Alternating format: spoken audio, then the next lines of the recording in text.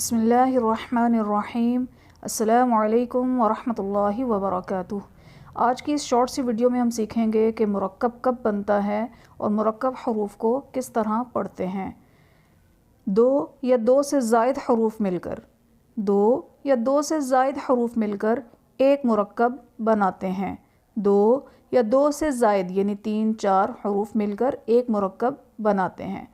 अब मुरक्कब हरूफ को किस तरह पढ़ा जाता है? मुरक्कब हरूफ को मुफरद हरूफ की तरह, यानी सबक नंबर 1 में अलिफ से लेकर या तक तमाम हरूफ को मुफरद हरूफ कहा जाता है।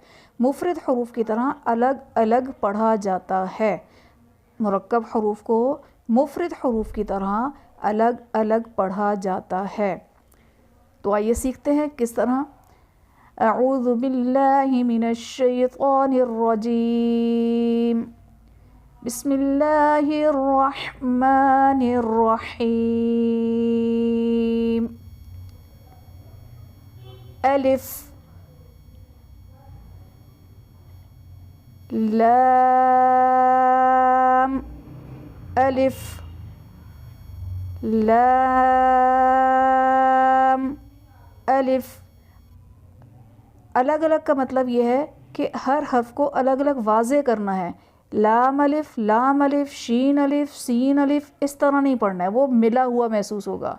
हर हर्फ को अलग अलग पढ़ना है। जैसे लाम अलिफ, हर हर्फ के बाद कुछ देर रुकेंगे, फिर अगला हर्फ पढ़ेंगे।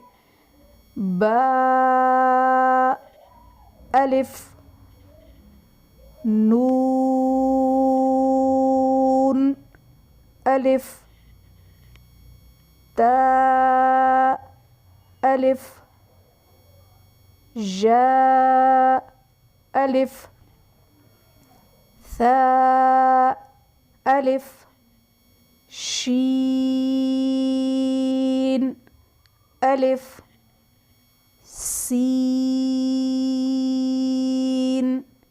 अलिफ, फा अलिफ, क़ाफ़ अलिफ।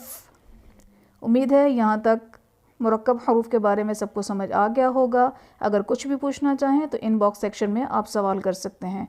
अस्सलामु अलैकुम वरहमतुल्लाहि वबरकातुह।